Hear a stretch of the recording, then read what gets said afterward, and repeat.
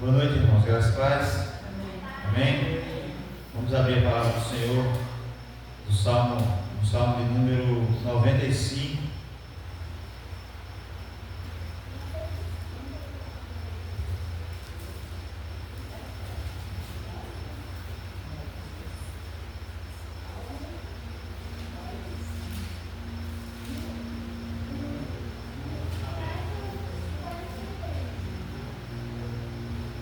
Salmo 95.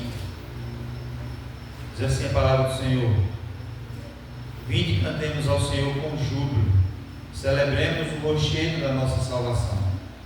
Saímos ao seu encontro com ações de graças, vitoriemo-lo com salmos, porque o Senhor é o Deus supremo, o grande Rei acima de todos os deuses. Nas suas mãos estão as profundezas da terra, e as alturas dos montes lhe pertencem. Dele é o mar, pois ele o fez, obra de suas mãos, os continentes. Vinde, adoremos e prostremo-nos, ajoelhemo-nos diante do Senhor que nos criou. Ele é o nosso Deus, e nós povo do seu pasto, e ovelha de sua mão. Hoje, se ouvirdes a sua voz, não endureçais o coração como em Meribá, como nos dias de Massá no deserto, quando vossos pais me tentaram pondo-me à prova, não obstante terem visto as minhas obras. Durante 40 anos estive desgostoso com essa geração e disse: é povo de coração transviado, não conhece os meus caminhos. Por isso jurei na minha ira: não entrarão no meu descanso. Amém? O texto salmista, ele convida e nos convida nessa noite a cantar louvores com alegria, com júbilo, celebrando ao rochedo da nossa salvação. O que é que significa isso, irmãos? É que a nossa salvação não é algo abstrato, nem é algo formado por nós mesmos. Não somos nós que nos salvamos, é o Senhor que nos salva. Porque se nós fôssemos olhar para nós mesmos, para as nossas imperfeições, não tínhamos essa convicção de salvação. Quando nós olhamos para a nossa realidade, a gente fala assim: eu não sei se eu sou salvo. Quando nós não compreendemos a obra redentora de Cristo Jesus, a gente acaba não tendo certeza da nossa salvação. Por isso que muitas vezes a gente pergunta: você tem certeza da sua salvação? Muitas das pessoas vão responder: eu não tenho certeza da salvação. Por que você não tem certeza da salvação? Porque porque eu sou falho. De fato, todos nós somos falhos. E se for procurar nas nossas vidas, sempre vai ter algo que nos impede de ser salvo. Mas a salvação, ela não está em nós, nem nas nossas atitudes. A nossa salvação está em Cristo Jesus. Por isso o salmista, olhando já para o futuro, crendo na redenção do Senhor, ele diz: ao rochedo da nossa salvação, um alicerce firme, que nos dá certeza da salvação, Cristo Jesus. Por que nós vamos celebrar o Senhor com alegria, mesmo tendo às vezes problemas? Porque nós temos certeza, nós temos confiança de que aquele que nos salvou é poderoso para de fato, para nos garantir essa salvação. Por isso ele é o rochedo da nossa salvação. Amém? O povo de Israel, vendo os feitos do Senhor, não conseguiram crer, e ele disse: jurei na minha ira, não entrarão no meu descanso. Mas a Bíblia diz assim: bem-aventurados que não viram, mas creram. Nós estamos aqui porque nós cremos no nosso Senhor Jesus Cristo. Nós cremos na sua obra redentora e de que Ele nos redimiu de toda a culpa. E se antes nós éramos inimigos dele, de Deus, agora temos paz com Deus. Agora podemos entrar na sua presença, estar na sua presença e cantar louvores com alegria. Nós cremos que o Senhor está presente no nosso meio, que aonde o povo dele se reúne, ali o Senhor se faz presente no nosso meio. Portanto, nós cremos que o Senhor está conosco, e é por isso que isso faz toda a diferença de qualquer outra reunião, porque nós estamos reunidos para adorar o Deus que se faz presente. Amém? Por isso nós devemos nos alegrar nessa noite e cantar louvores e ouvir o que Ele tem para nós. Vamos orar? Senhor Deus e Pai, bendito seja o nome do Senhor. Nós louvamos o Teu nome, ó Deus, por poder estar na Tua casa, por poder o corpo, a igreja do Senhor reunida nesse lugar, ó Deus, para adorar e bendizer o Seu nome. Ó Deus, obrigado porque o Senhor nos fez compreender a obra redentora E é por isso que nós estamos aqui, porque cremos e aceitamos essa verdade. Nós reconhecemos que nós somos falhos, pecadores, ó Deus, e só através do sacrifício perfeito, o sacrifício de Jesus Cristo, que é poderoso para nos redimir de todo o pecado. E nós temos essa confiança, ó Deus, porque Ele de fato morreu, se entregou por nós. Aquela cruz era nossa, mas Ele se apoderou dela para que nós pudéssemos ter vida e vida em abundância. Ele não é um Deus que estava vivo e que agora está morto, mas não, Ele esteve morto, mas agora vive pelos séculos dos séculos e virá buscar o seu povo. Por isso, ó Deus, nós queremos nos alegrar nessa noite, porque temos essa confiança, firmados nessa rocha que é o Senhor Jesus, para celebrarmos ao Senhor mesmo diante de adversidades que temos enfrentado. Ó Deus, porque nós temos confiança nessa salvação, certeza, porque não fomos nós que salvamos a nós mesmos, mas foi o Senhor que nos salvou. Por isso te louvamos e te bendizemos, ó Deus. Que o Senhor esteja em todas as partes desse culto, ó Deus, recebendo os nossos louvores, ó Deus, e falando aos nossos corações nessa noite. Nós oramos assim para a glória do Senhor. Amém. Amém.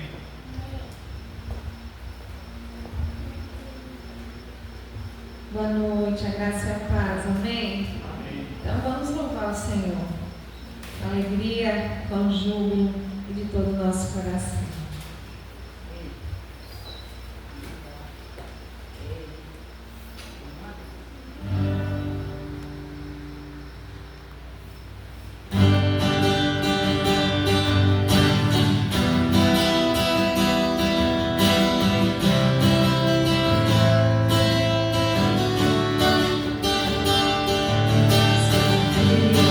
Senhor, somos como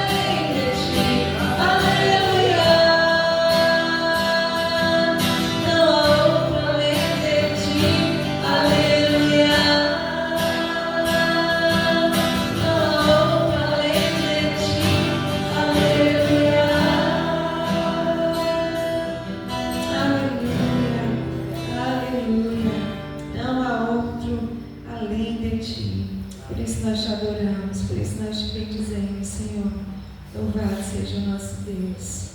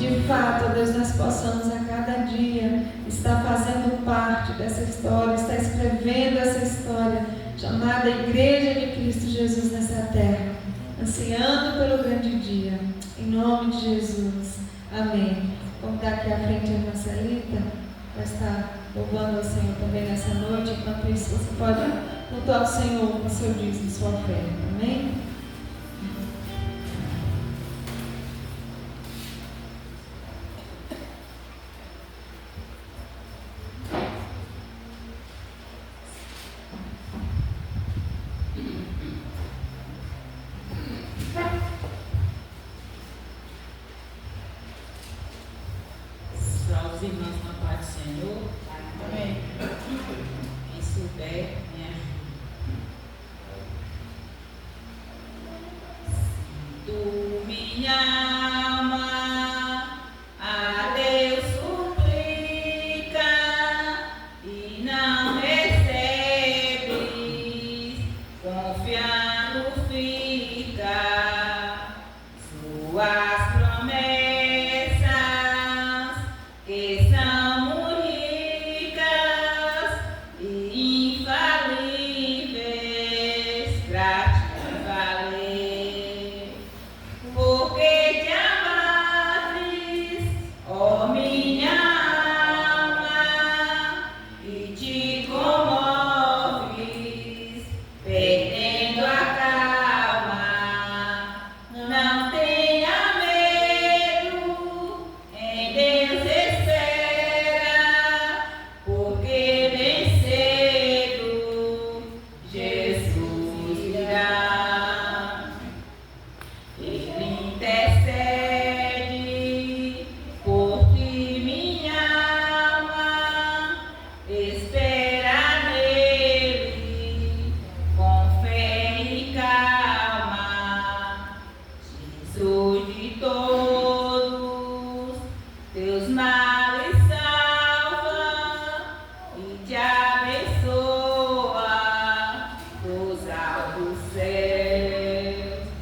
Porque te abates, ó minha alma, e te comoves, perdendo a calma. Não tenha medo, em Deus espera, porque bem cedo Jesus virá.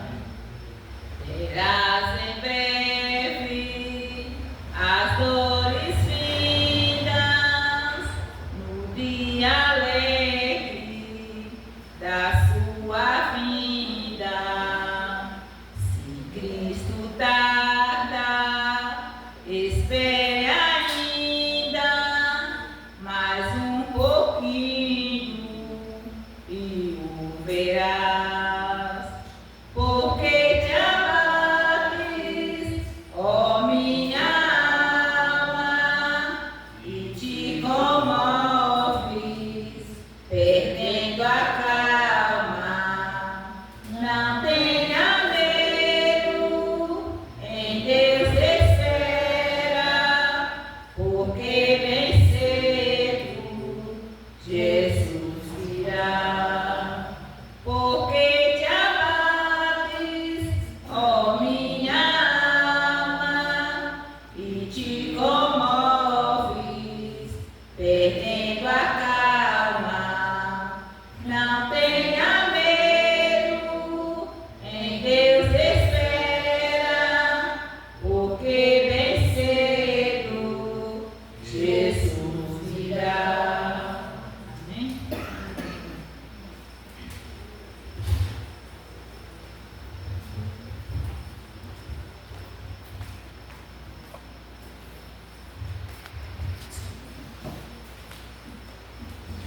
Boa noite, graças e paz, mais uma vez. Vamos abrir a palavra do Senhor em 1 Samuel,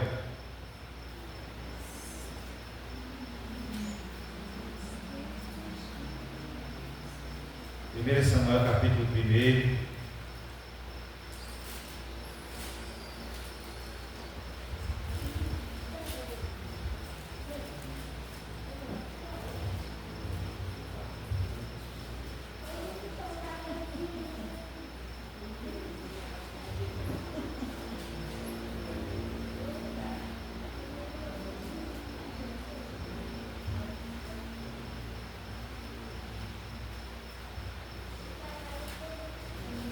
Está falando de uma família e suas complicações. 1 Samuel, capítulo 1, a partir do verso 1. Diz assim a palavra do Senhor: Houve um homem de Ramataim, Zufim, da região montanhosa de Efraim, cujo nome era Eucana, filho de Jeroão, filho de Eliú, filho de Taú, filho de Zufi, o efraimita. Tinha ele 2 mulheres, uma se chamava Ana e a outra Penina. Penina tinha filhos, Ana, porém, não os tinha.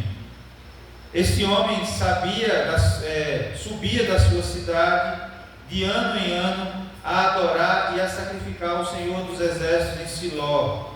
Estavam ali os 2 filhos de Eli, Ofni e Finéias, como sacerdotes do Senhor. No dia em que Eucana oferecia o seu sacrifício, dava ele porção deste a Penina, sua mulher, e a todos os seus filhos e filhas. A Ana, porém, dava porção dupla, porque ele a amava, ainda mesmo que o Senhor a houvesse deixado estéril. A sua rival a provocava excessivamente para a irritar, porque o Senhor lhe havia cerrado a madre. E assim o fazia ele de ano em ano. E todas as vezes que Ana subia à casa do Senhor, a outra a irritava, pelo que chorava e não comia.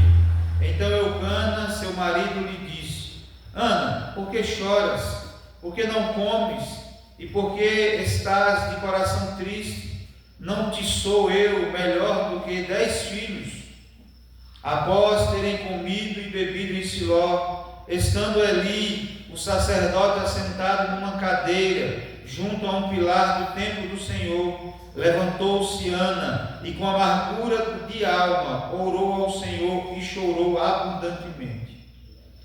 E fez um voto dizendo: Senhor dos Exércitos, se benignamente atentares para a aflição da tua serva, e de mim te lembrares, e da tua serva te não esqueceres, e lhe deres um filho varão, ao Senhor o darei por todos os dias da sua vida, e sobre a sua cabeça não passará navalha.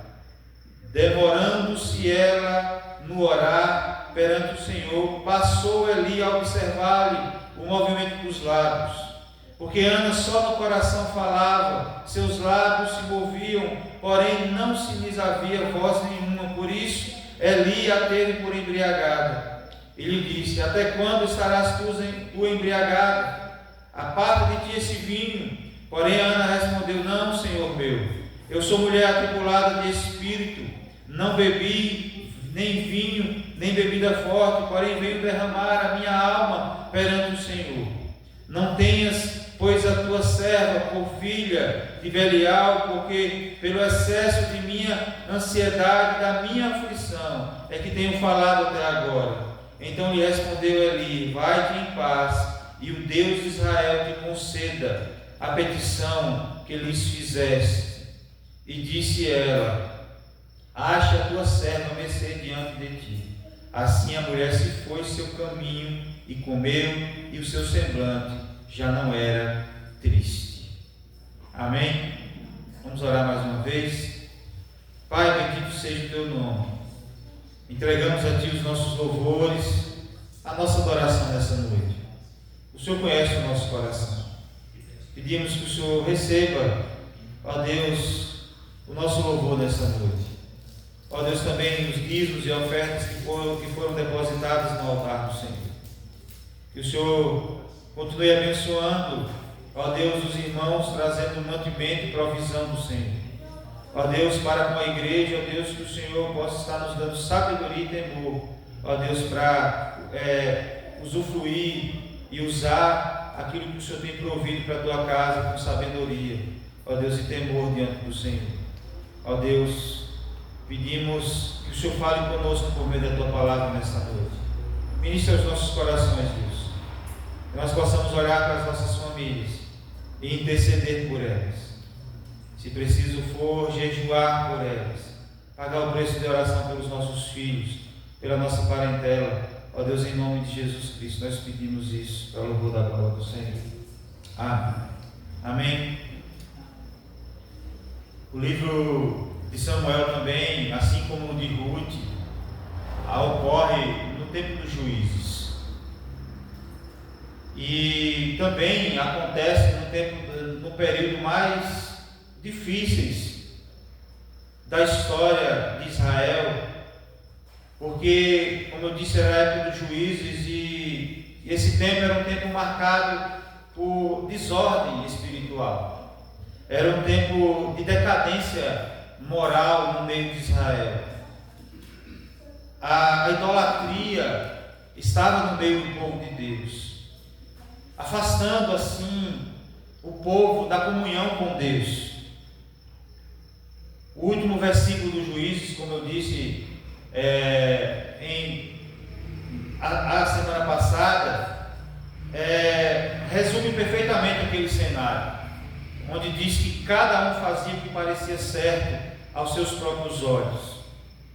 Ou seja, a nação estava espiritualmente doente, o sacrifício estava corrompido, os filhos de Eli viviam em pecado, Ofni e Finéias, a liderança espiritual era fraca, porque os filhos, Eli, não tinha autoridade sobre os seus filhos, via as atrocidades que ele cometia, mesmo dentro do templo, na hora do sacrifício, mas ele nada falou, ou seja, fez vista grossa, e o povo estava distante do Senhor.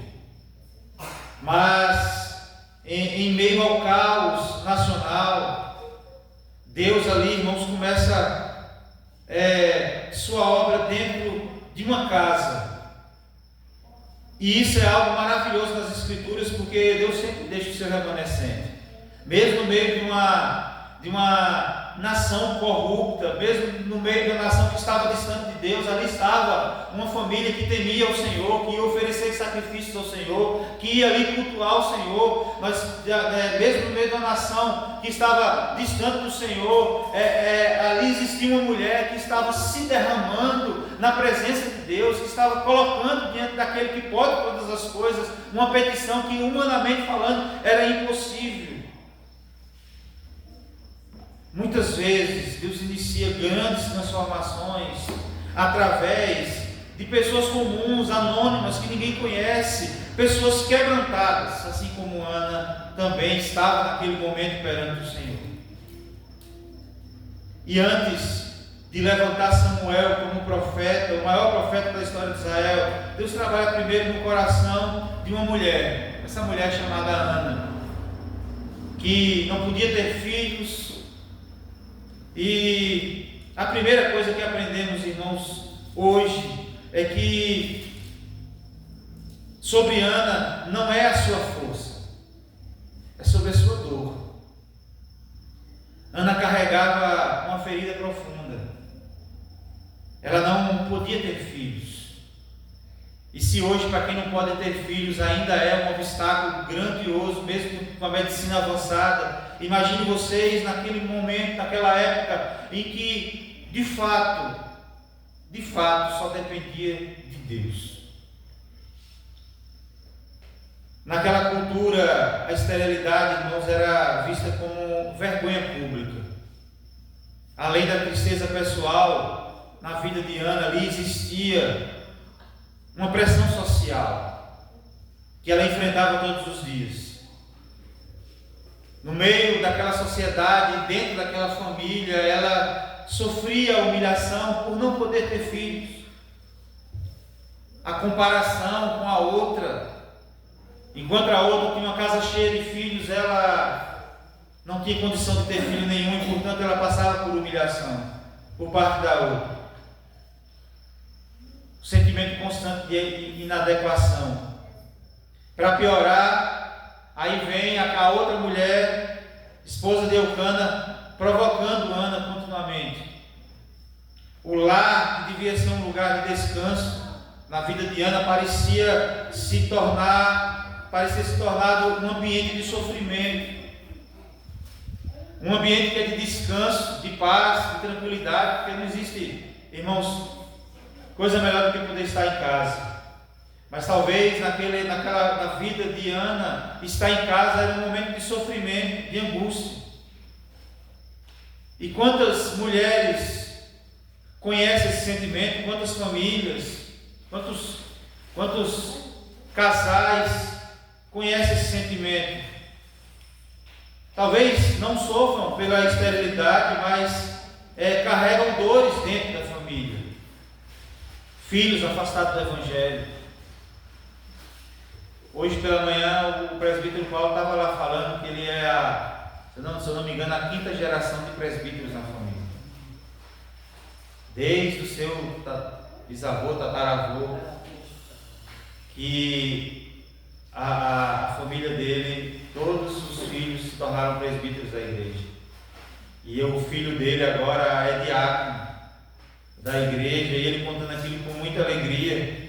Mas muitas famílias, irmãos, enfrentam problemas, e talvez seja a realidade nossa, a realidade da igreja de Patos, a igreja também no contexto geral, onde muitos filhos estão distantes do Senhor, ou até mesmo muitos pais que não conhecem ao Senhor ainda, famílias que ainda estão incompletas dentro da casa do Senhor, casamentos difíceis, vivendo relacionamentos complicados, a solidão, talvez o desespero, o desprezo, orações aparentemente sem resposta. Quantas vezes você orou pelos seus familiares e a sensação que nós temos é que Deus não escutou ou que Deus não respondeu? Que a gente faz a oração na expectativa de que algo mude, e aparentemente nada ainda mudou. Ana nos ensina que existe um lugar seguro para derramar toda a dor da alma, é na presença de Deus. Enquanto muitos se afastam do Senhor por causa da sua dor, por causa das suas decepções, Ana fez exatamente o contrário. E é isso que nós precisamos aprender de Ana nessa noite, de que ela transforma o sofrimento em oração, ela transforma o seu sofrimento em um desabafo na presença de Deus, ela transforma o seu sofrimento num derramar de espírito na presença do Senhor, na confiança de que Ele era poderoso para transformar aquela sua angústia, aquela sua amargura em grande felicidade. Ela não coloca diante de pessoas, ela coloca diante de Deus. Ela não se vitimiza pela situação em que ela se encontrava, mas ela se derrama na presença de Deus. Ela transforma o sofrimento num derramar em oração perante o Senhor, de fato aquele que pode todas as coisas. E isso, irmãos, nos leva ao primeiro ensinamento do texto. Uma mulher que derrama sua alma diante de Deus. O texto diz assim no verso 10: ela, pois, com amargura de alma, orou ao Senhor. Irmãos, Ana não esconde sua dor. Ela não finge estar bem. Ela derrama o seu coração diante do Senhor. Ela não se importa com o que as pessoas iriam pensar dela. É tanto que o sacerdote, sem uma visão espiritual, sem a visão das coisas, sem conhecer a situação dela também, ele fala assim: mulher, para com essa bebida. Se fosse no dia de hoje, mas está feio, para com essa bebida. E ela: não, meu Senhor, eu só estou apenas me derramando, eu sou uma mulher amargurada, estou apenas me derramando na presença do Senhor. Ela derrama o seu coração diante do Senhor. Irmãos, a expressão amargura de alma revela sofrimento profundo. Não é um sofrimento de momento, é um sofrimento interno, é um sofrimento que passa de vez em quando, mas é um sofrimento contínuo, constante. Mas observe aqui, irmãos, algo importante. Ana não corre primeiro para a murmuração. Você não vê no texto Ana murmurando. Você não vê no texto ela questionando Deus. Você não vê ela procurando entender a situação em que ela vivia. Ela corre para a oração, ela não vai à murmuração, ela não reclama, ela não questiona Deus, ela não reclama da situação que ela estava vivendo. E o que muitas vezes nós fazemos, irmãos, nós questionamos aquilo que nós não entendemos a Deus. Em vez de derramar e clamar a Deus para que Deus venha em socorro, ela corre para Deus em oração. Ela entende que Deus, naquele momento e em todas as áreas das nossas vidas, ela entende que Deus é o único capaz de sustentar um coração ferido, é o único capaz de fazer com que ela permanecesse de pé, firme. Muitas pessoas, irmãos, falam da sua dor para todos, mas não falam com Deus sobre ela, não falam com Deus sobre suas dores. Ana nos ensina que lágrimas pode virar oração. E eu sempre, às vezes eu costumo dizer que nenhuma lágrima que se derrama na presença do Senhor é vã. Nenhum derramar de lágrimas de uma mãe aflita, de um pai que está preocupado em favor do seu filho, todas as lágrimas são acolhidas pelo Senhor. Todas as lágrimas são acolhidas pelo Senhor. Ana nos ensina que lágrimas podem virar oração. O texto diz que ela chorava abundantemente diante do Senhor. Irmãos, existe um tipo de oração que nasce da dor profunda da alma. E Deus ouve esse tipo de clamor. Não é algo externo, é algo que sai de dentro do seu coração. O relato bíblico nos dá essa ideia, esse entendimento de que Ana estava trazendo à tona algo que estava dentro, um sofrimento que estava dentro. E Matthew Henry, ele escreveu: as tristezas que nos levam aos joelhos são bênçãos disfarçadas. Quantas vezes você já se angustiou e você foi para a presença de Deus, se derramar na presença de Deus, e você sai dali como Ana saiu aqui, e o seu semblante já não era mais triste. Você derramou diante da presença de Deus e você sai dali com uma confiança que você não entende. Nada mudou, a situação é a mesma, mas você sai daquele momento ali leve, porque você derramou as suas angústias diante da presença de Deus. Quantas vezes, irmãos, isso é benéfico para as nossas vidas, nos dá comunhão, intimidade com Deus. Quantas vezes nós já fizemos isso diante de uma angústia? E aqui esse escritor, ele diz assim: as tristezas que nos levam aos joelhos são bênçãos disfarçadas, porque as angústias nos levam à presença de Deus. Essa angústia que Ana estava vivendo por não ter filhos, essa pressão social que ela estava enfrentando, essa humilhação que ela estava enfrentando, levou ela às lágrimas na presença de Deus, e Deus acolheu as suas lágrimas, e no devido tempo Deus ouviu a sua oração. Deus ouve a nossa oração. Amém?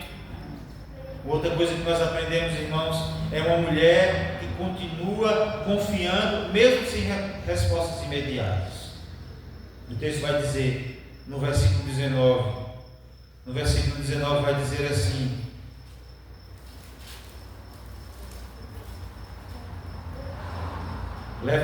levantaram-se de madrugada e adoraram perante o Senhor, e voltaram e chegaram à sua casa em Ramá.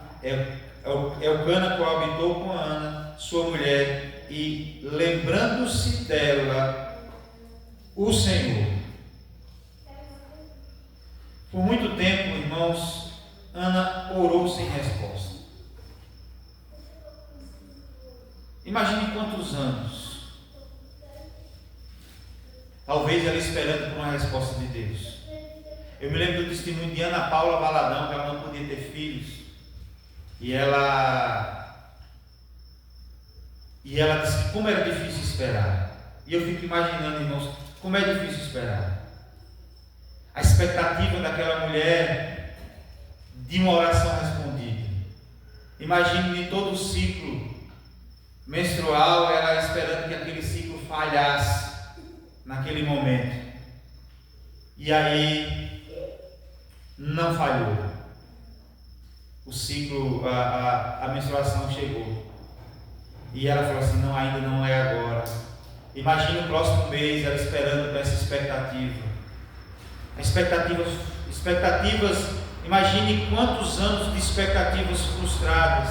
Imagine as orações repetidas vezes que ela fez diante de Deus, na expectativa de que algo mudasse, as esperanças adiadas. Mas aqui nós vemos, irmãos, uma mulher que perseverava.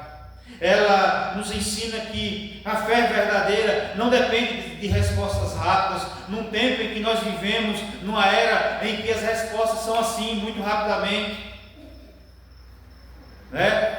Às vezes a gente manda uma mensagem, a gente já quer que a resposta venha imediatamente. E antigamente, como é que o povo fazia quando não enviava uma carta? Não sabia nem se estava vivo.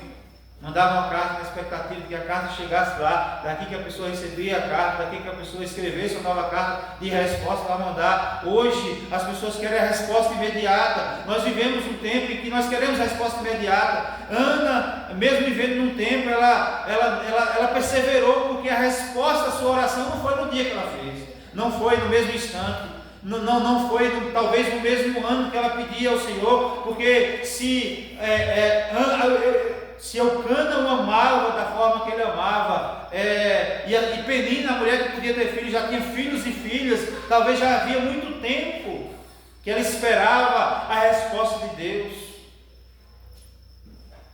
e o que recebia era o silêncio de Deus. E Ana nos ensina, irmãos, que fé verdadeira não depende de respostas rápidas. O silêncio de Deus nunca significa ausência de Deus. Significa que Deus vai agir no tempo certo, do jeito dele, da forma que ele quer, porque Deus é soberano. Amém? Enquanto Ana chorava, Deus trabalhava. Enquanto ela esperava, Deus separava Samuel para ela. Quantas mães oram há anos por filhos? Filhos que estão afastados, filhos que estão desviados, que nunca se converteram, e às vezes parece que nada muda, parece que Deus não responde, parece que Deus está em silêncio, que a oração não está produzindo resultado. Mas o texto, irmãos, nos mostra que Deus trabalha mesmo quando nós não vemos.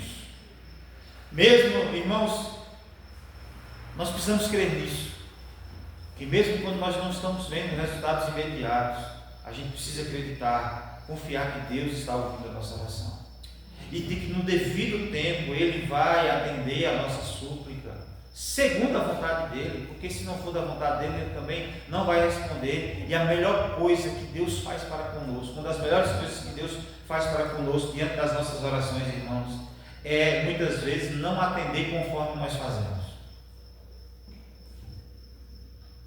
É por isso que a Bíblia diz que o Espírito Santo de Deus intercede por nós com gemidos inexprimíveis. Porque na Bíblia diz que nós não sabemos orar como convém. A gente só ora baseado naquilo que nós vemos, mas nós não conseguimos enxergar aquilo que Deus enxerga, e aí nós não conseguimos muitas vezes compreender o propósito de Deus para conosco. Deus tinha um propósito na vida de Ana, porque o texto diz que foi o Senhor que fechou a sua madre. Não foi problema de saúde, não foi a esterilidade de nascença, foi Deus que fechou a sua madre. Portanto, havia um propósito maior nisso, porque Deus tem propósito para as nossas vidas. Deus tem um propósito na vida de Ana, Deus tem um propósito nas nossas vidas, e Ele está cumprindo esse propósito de maneira soberana, independente das nossas orações, independente do tempo que a gente está orando, independente do tempo que a gente está esperando. Deus está agindo conforme a sua soberania. Amém? O nosso relógio falha, as nossas expectativas frustram, mas o relógio de Deus não falha. E nem os planos de Deus vão falhar ao meu e ao teu respeito. Não falhou na vida de Ana, não vai falhar nas nossas vidas também. É isso que nós cremos. no Deus que cuida do seu povo, que guia o seu povo, que conduz o seu povo. Amém? E nós passamos para a terceira verdade que nós aprendemos desse texto, de que Deus transforma dores em instrumento de sua glória. Ele diz assim: por este menino, orava eu. No verso 27, vai dizer: por este menino orava eu, e o Senhor me concedeu a petição que eu fizera. Pelo que eu também o trago como devolvido ao Senhor por todos os dias que viver, pois do Senhor o pedi, e eles adoraram ali o Senhor. Irmãos, o que Ana desejava? Um filho. O que Deus deu? Deus não deu apenas um filho. Samuel não seria apenas um filho, seria o profeta de Israel. Ele foi juiz, ele foi profeta, ele foi instrumento de restauração espiritual para o povo de Israel. Entenda, irmãos, que os nossos sonhos são muito medíocres, são pequenos demais para aquilo que Deus pode fazer nas nossas vidas. Por isso é tão bom depender única e exclusivamente do Senhor, porque Ana apenas pediu um filho. Irmãos, entendam que um filho é alguém que nós amamos, que nós cuidamos e que vai dar continuidade à nossa posteridade. Mas aqui, irmãos, nós estamos falando de Samuel até os dias de hoje, porque ele não foi apenas um filho. Quem são os filhos de Penina? Nós não conhecemos. Deus não deu apenas um filho anônimo, sem obra, sem propósito, mas Deus deu um profeta, um juiz, um instrumento de restauração espiritual em Israel. Ana não imaginava que sua dor fazia parte de algo muito maior, de um plano muito maior de Deus, de que Deus estava escrevendo uma história maior do que ela conseguia enxergar. E isso, irmãos, para as nossas vidas, diante das nossas angústias, diante daquilo que nós derramamos diante do Senhor, diante dos nossos medos, isso é consolador, porque muitas vezes nós não entendemos os processos, não compreendemos os atrasos de Deus, nem o sofrimento que nós passamos, mas Deus nunca desperdiça as lágrimas derramadas diante dele. Ele tem um propósito maior do que aquilo que nós pedimos e imaginamos. Amém? Talvez existam hoje famílias cansadas, mães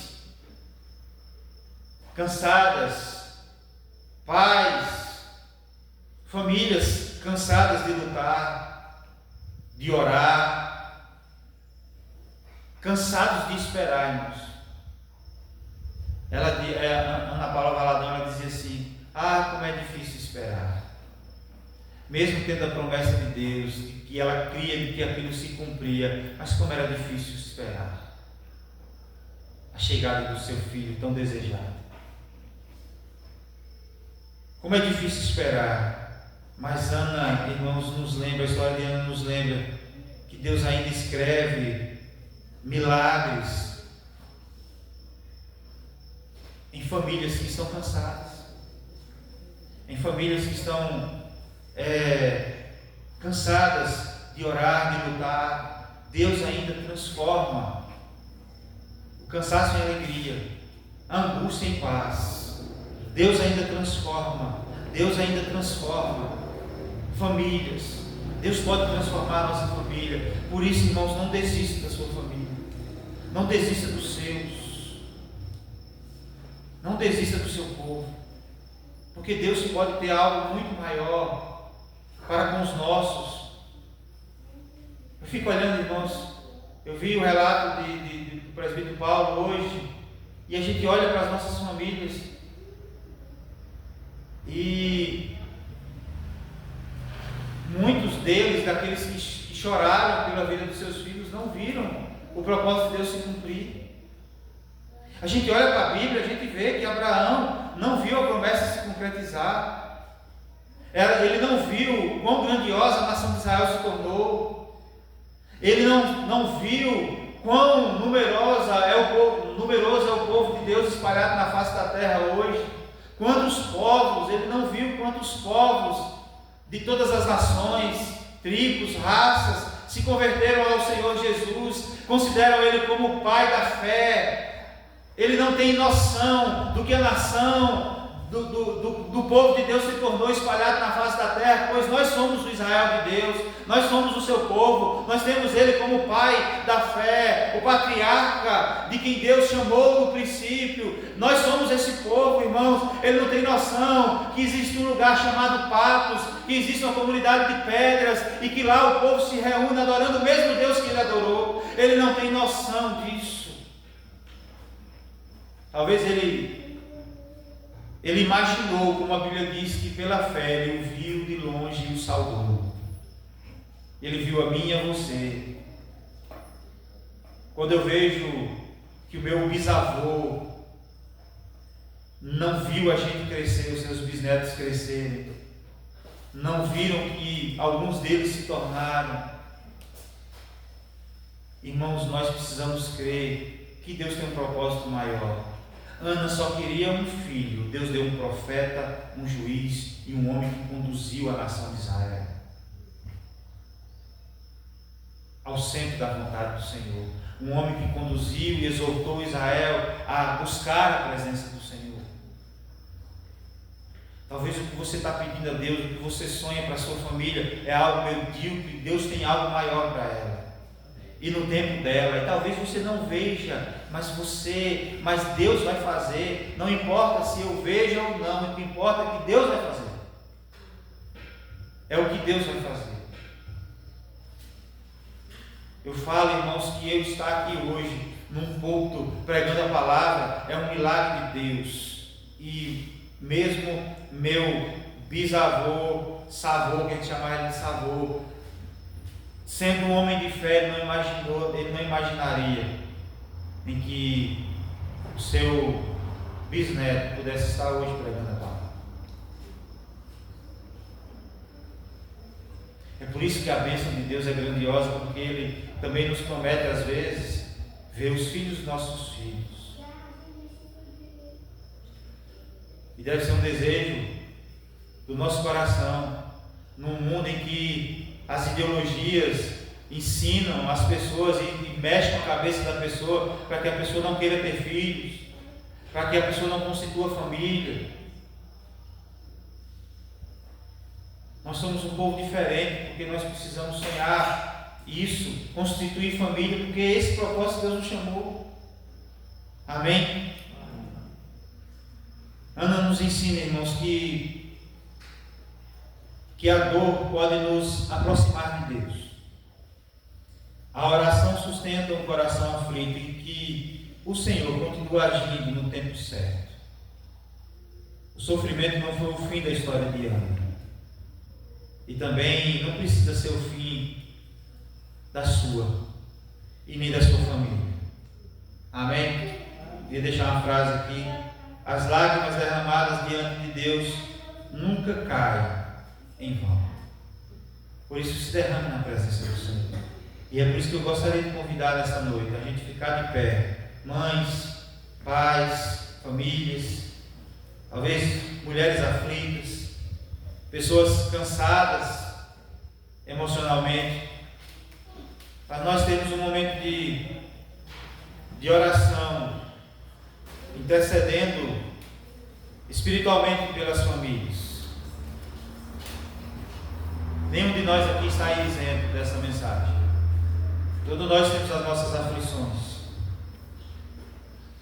Talvez nós não conseguimos ver a dor um do outro aqui nessa noite, mas Deus vê cada lado.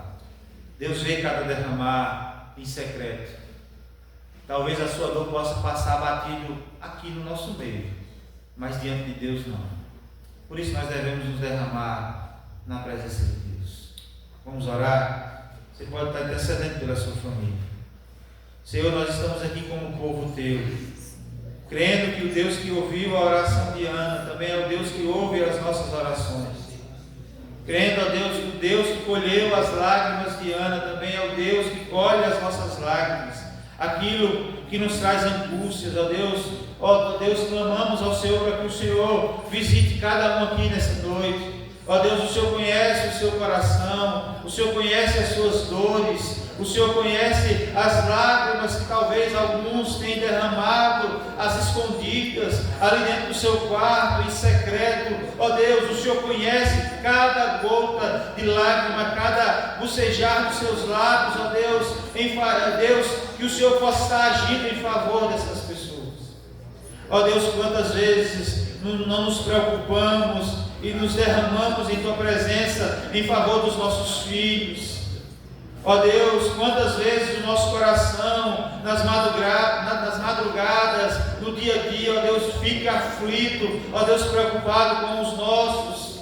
Quantas vezes, ó Deus, nós nos preocupamos com a vida espiritual dos nossos filhos, como eles estão espiritualmente. Ó Deus, todos esses medos fazem parte de nós, pais. Ó Deus, todos esses medos fazem parte de nós que amamos as nossas famílias. Ó Deus, por isso nessa noite, ó Deus, nós clamamos ao Senhor em favor deles, porque o nosso maior desejo, ó Deus, é que todos eles estivessem aqui juntamente conosco, fazendo parte desse corpo, adorando ao Deus verdadeiro, adorando ao Deus Todo-Poderoso, servindo ao Senhor com alegria, com a convicção de que estavam salvos pela graça, não pelos seus próprios méritos. Ó Deus, muitos familiares nossos que nós desejávamos que estivessem aqui, ó Deus, e não estão.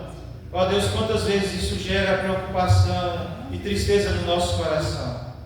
Mas nós clamamos ao Senhor que ouve a nossa oração, e crendo que o Senhor de fato ouve a nossa oração, nós clamamos ao Senhor por isso. São filhos, são netos, ó Deus, são parentes, maridos, ó Deus, que esposas que, ó Deus, poderiam estar aqui, mas não estão. Ó Deus, são vizinhos amados, queridos, familiares amados e queridos. Ó Deus, que nós desejaremos estar conosco adorando ao Senhor, mas não estão. Senhor, ouve a nossa oração nessa noite. Ó Deus, e traga conversão nos nossos lares, no meio da nossa família. Há tios que precisam se entregar ao Senhor. Há primos, ó Deus, que não conhecem ao Senhor ainda. Ó Deus, há avós, pais que ainda não compreenderam a verdade do Evangelho. Ó Deus, que o Senhor possa estar revelando a eles, assim como o Senhor se revelou a nós. Ó Deus, e nos fez compreender a história, a mensagem da redenção. Ó Deus, em nome de Jesus Cristo. Quantos ainda, ó Deus, estão em guerra contra Deus, contra o Senhor? Mas por meio de Cristo Jesus, o Senhor nos dá paz com Deus, e nós temos essa paz, e essa paz nos alcança também, ó Deus, em nome de Jesus Cristo.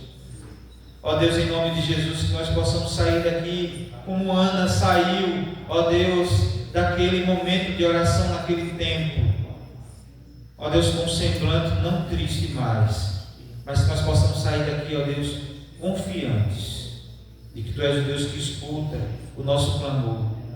E a nossa oração nessa noite, ó Deus, é que o Senhor lembre dos nossos, que assim como o Senhor tem derramado em famílias em todo o mundo, derrama sobre nossas famílias o mover do Senhor. Ó Deus, em nome de Jesus Cristo, para louvor da Tua glória, para a glorificação do Teu santo nome, nós oramos assim em nome de Jesus. Amém. Amém. Que Deus nos conceda a nossa petição, não da forma que nós imaginamos, mas com algo muito maior que Deus planejou